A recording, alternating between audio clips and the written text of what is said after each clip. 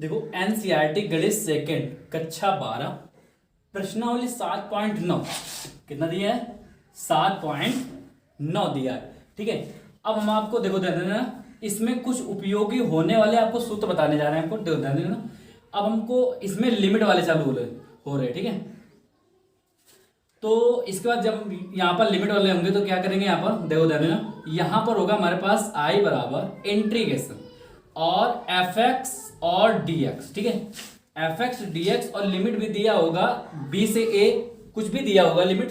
ठीक है, अब हम जब यहाँ पर एफ एक्स का जब समाकलन कर देंगे तो हमारे पास आ जाएगा एफ एक्स फिर बड़ा कोष्ठ और हमारे पास लिमिट कितना आ जाएगा बी से ए।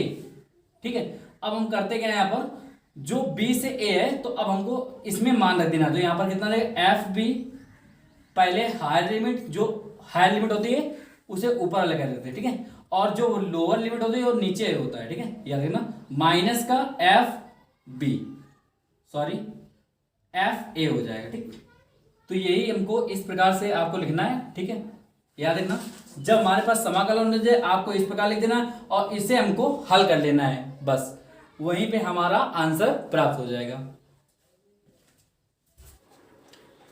देखो एनसीईआरटी गणित सेकंड कक्षा 12 प्रश्नावली 7.9 का पहला सवाल है। सवाल नंबर पहला, देखो सवाल कह रहा है 1 से 20 तक के प्रश्नों में निश्चित समाकलनों का मान ज्ञात करना है। तो पहला सवाल हमारे पास आई बराबर इंटीग्रेशन, लिमिट कितना है 1 से माइनस का 1 और x प्लस का 1 डी एक्स। अब देखो यहाँ पर हम करते क्या हैं, फिर यहाँ पर लिखते हैं आई बराबर इंटीग्रेशन का गुणा कर देते हैं और dx का भी गुणा कर देते हैं। तो यहाँ पर आ जाएगा इंटीग्रेशन 1 से माइनस का 1 और x dx, फिर इसका गुणा एक में कर देंगे तो कितना जाएगा प्लस इंटीग्रेशन 1 से माइनस का 1 और 1 हो जाएगा dx। अच्छा, अब इसके बाद में देखो ध्यान देना, यहाँ पर करते क्या हैं, देखो आई बराबर फिर x का समाकलन क्या होता है, x का समाकलन होता है एक्स स्क्वायर अपान 2। ठीक, और लिमिट कितना है हमारे पास 1 से माइनस का 1 प्लस 1 का समाकलन क्या होता है x होता है और इंटीग्रेशन कितना दिए हैं, लिमिट कितना है हमारे पास है, देखो लिमिट है 1 से माइनस का 1। ठीक, अब इसके बाद में क्या करते हैं आई बराबर, अब इसका लिमिट का मान रख देते हैं, इसमें कितना आ जाएगा ध्यान देना, यहाँ पर आ जाएगा 1 का होल स्क्वायर अपान 2, फिर यहाँ पर बीच में माइनस, फिर इसके बाद में आपको माइनस का 1 रखना है, माइनस का 1 का होल स्क्वायर अपान 2, फिर प्लस, अब इसके बाद में क्या करना है, अब इसमें भी मान रखना है आपको, तो कितना आ जाएगा यहाँ पर x का मान कितना है हमारे पास, x का मान है 1। ठीक है, इसका लिमिट रख रहे हैं, फिर माइनस का, तो कितना आ जाएगा यहाँ पर -1। ठीक, अब इसके बाद ध्यान देना है यहाँ पर आई बराबर 1 का होल स्क्वायर कितना होता है 1 अपान 2, फिर माइनस का कितना आ जाएगा 1 अपान 2 प्लस का, फिर आगे 1 माइनस माइनस क्या होता है +1। अब ये तो हमारे पास 1/2 1/2 कैंसिल हो जाए तो आई बराबर कितना आ जाएगा 1 और 1 2, यही हमारा आंसर आ जाएगा।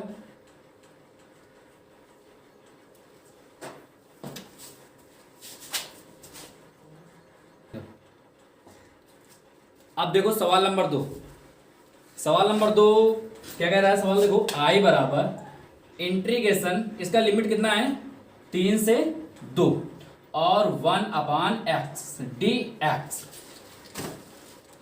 देखो 1 अपान एक्स का समाकलन क्या होता है, यहां पर हम आपको बताने जा रहे हैं। यहां पर देखो समाकलन 1 अपान एक्स डी एक्स।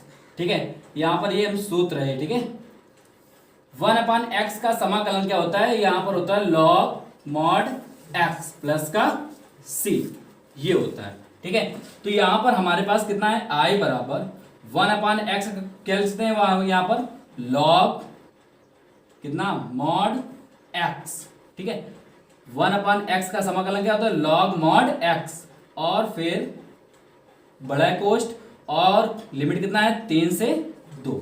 ठीक है, फिर आई बराबर, अब हमको लिमिट रखना है। देखो यहाँ पर क्या करेंगे, लॉग मॉड एक्स का मान कितना है पहले 3, फिर यहाँ पर बीच में माइनस लगता है, ठीक है। अब इसके बाद क्या हो जाएगा यहाँ पर लॉग मॉड 2। अब हम इसे लिख क्या सकते हैं, देखो ध्यान देना, इसका यहाँ पर एक सूत्र होता है, देखो log A mod minus log mod B बराबर लॉग कितना आ जाएगा यहाँ पर ए अपान बी। अब देखो यहाँ पर क्या करते हैं, इसे हम क्या लिख सकते हैं, देखो आई बराबर लॉग मॉड कितना आ जाएगा यहाँ पर 3/2, ठीक है। यही हमारा आंसर है।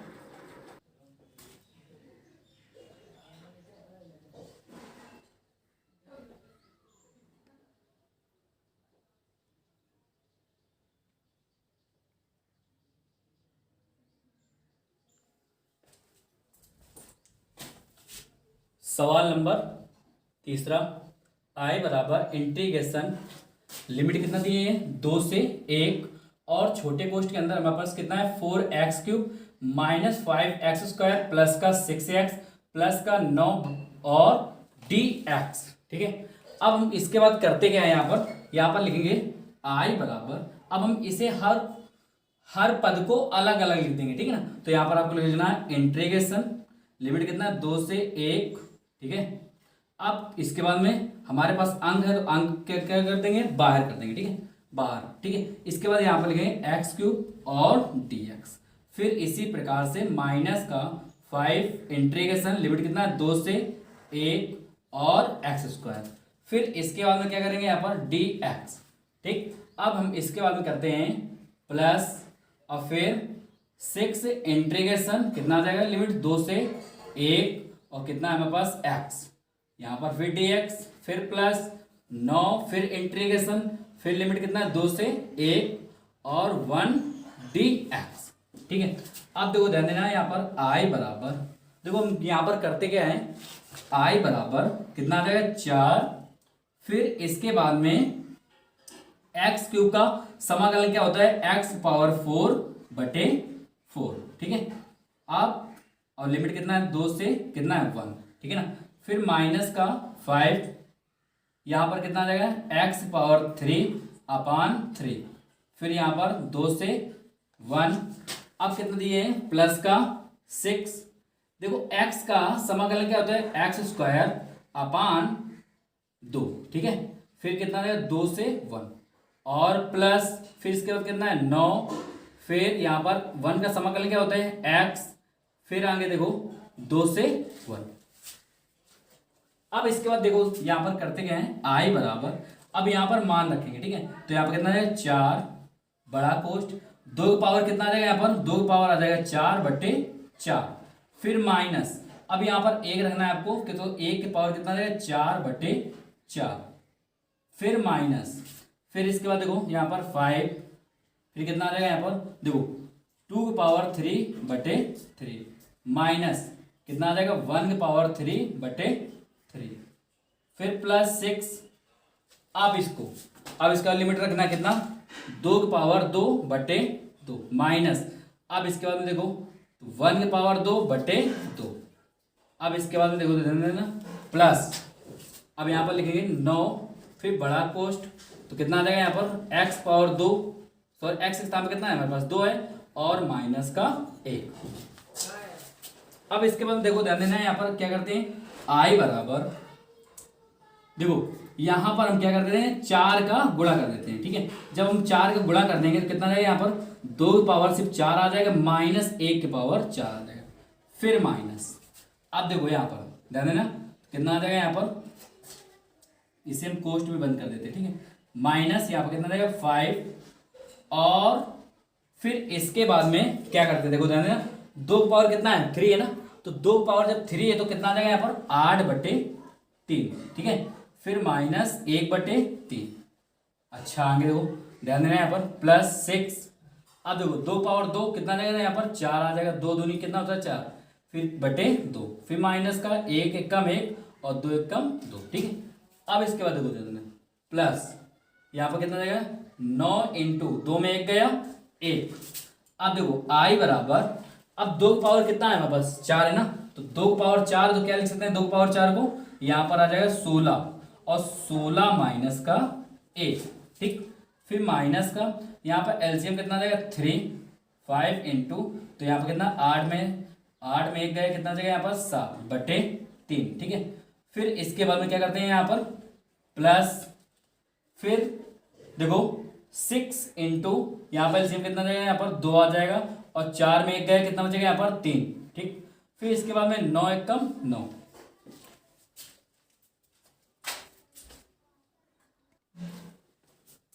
फिर यहां से आगे देखो, इसके बाद में क्या करते हैं आई बराबर 16 में 1 गया, कितना बचेगा यहाँ पर 15, फिर माइनस 7 × 35/3, ठीक है।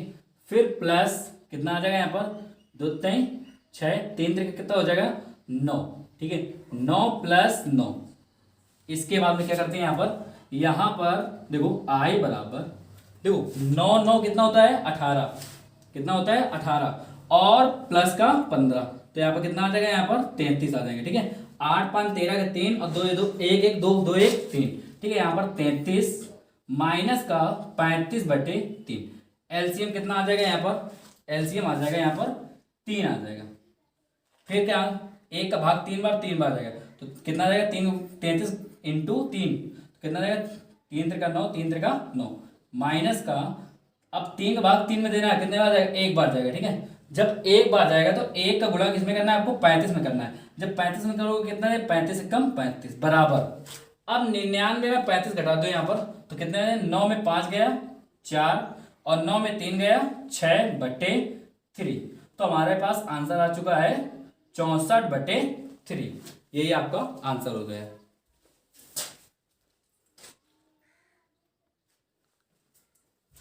देखो सवाल नंबर आपको हम 4 बताने जा रहे हैं।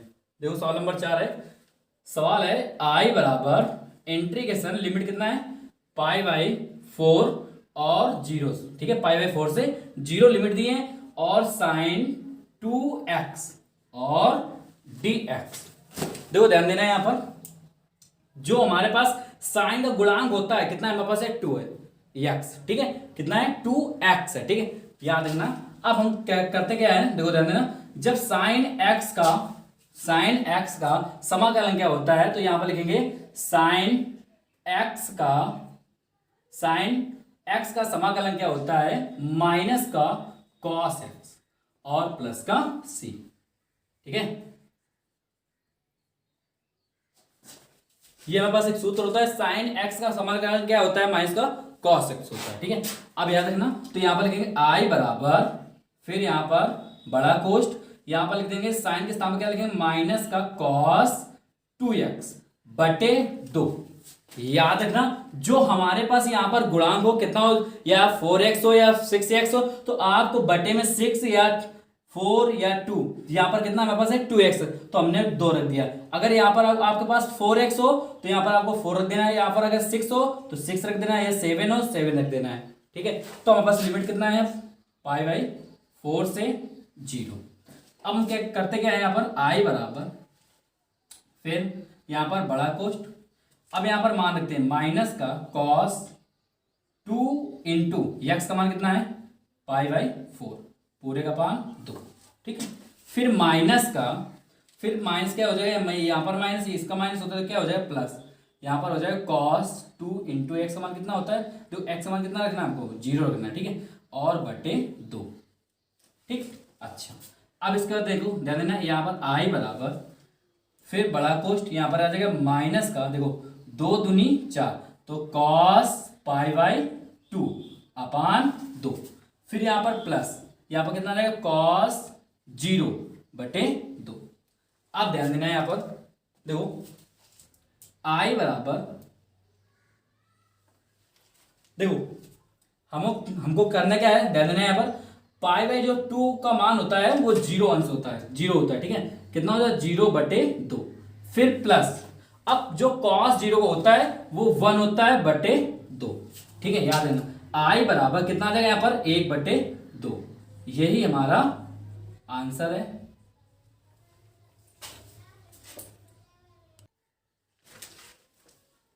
देखो अब हम आपको सवाल नंबर 5 बताने जा रहे हैं आपको।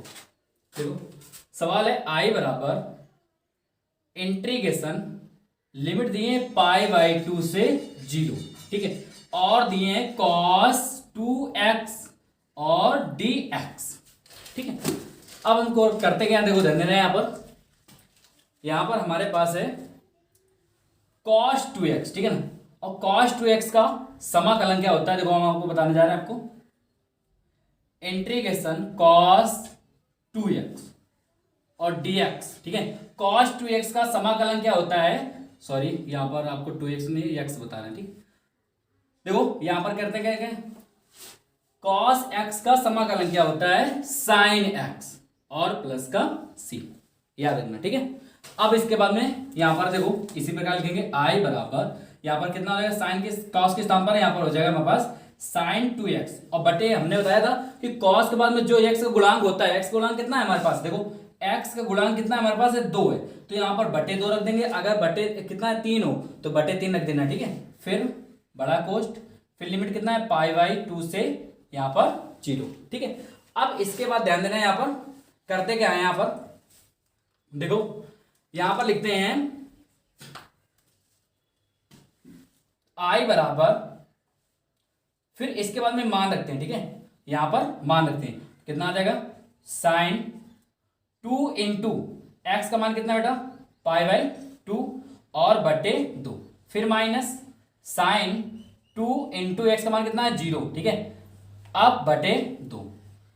अब इसके बाद में ध्यान देना यहां पर हमें कितना आ जाएगा, यहां पर 2 से 2 कैंसिल, तो यहां पर sin पाई बचेगा, कितना बचेगा sin पाई बटे 2 माइनस का, यहां पर कितना आ जाएगा 0 गुणा 2 में करेंगे, कितना आ जाएगा यहां पर sin 0 बटे 2, ठीक।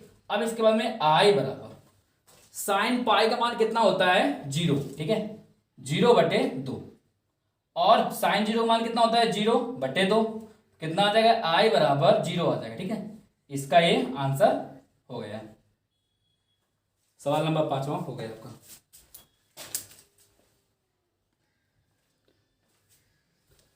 देखो सवाल नंबर 6, सवाल नंबर 6 देखो यहां पर सवाल नंबर 6 i बराबर इंटीग्रेशन दिया है, लिमिट दिया है 5 से 4, ठीक, और e पावर x और dx। अब देखो यहां पर करते क्या है, देखो ध्यान देना, देखो यहां पर हमारे पास सूत्र होता है कि इंटीग्रेशन e पावर x का dx, मतलब e पावर x का समाकलन होता है। e पावर x का समाकलन क्या होता है, देखो ध्यान देना, यहां पर e पावर x का होता है e पावर x प्लस का c होता है, ठीक है, याद रखना। अब हम करते क्या है, देखो ध्यान देना, यहां पर i बराबर e पावर x का समाकलन क्या होता है, e पावर x का e पावर x ही होता है, ठीक है, और बड़ा कोष्ठ लिमिट कितना है 5 से 4, ओके। अब देखो ध्यान देना यहां पर लिखना है आपको i बराबर, फिर अब देखो इसे हम अलग अलग क्यों लिखते हैं, ध्यान देना यहां पर, जब हमारे पास इंटीग्रेशन fx, ठीक, और लिमिट अगर दिया हो कितना b से a, ठीक, और dx, जब हम इसका समाकलन कर देते हैं fx का, तो यहां पर हमारे पास कितना आ जाता है fx, फिर बड़ा कोष्ठ और b से a, तो हम इसे क्या लिखते हैं, तो ध्यान देना यहां पर, इसे हम लिखते हैं f b और माइनस f a, ठीक, इसे हम इस प्रकार लिखते हैं, ध्यान देना यहां पर। तो हम इसी प्रकार इसको भी लिखेंगे, यहां पर लिखेंगे e का पावर x का मान कितना है फिर 5, फिर माइनस e का पावर फिर कितना आ जाएगा 4। देखो जो ऊपर लिमिट होती है वो हायर लिमिट कहलाती है, जो नीचे लिमिट होती है वो लोअर लिमिट कहलाती है, ठीक है, याद रखना। तो हम यहाँ पर देखो ध्यान देना, तो यहाँ पर हम क्या लिखते हैं i बराबर, यहाँ पर e का पावर 4 कॉमन ले सकते हैं, तो यहाँ पर कितना आ जाएगा e माइनस का 1, यही हमारा आंसर आ जाएगा, ठीक।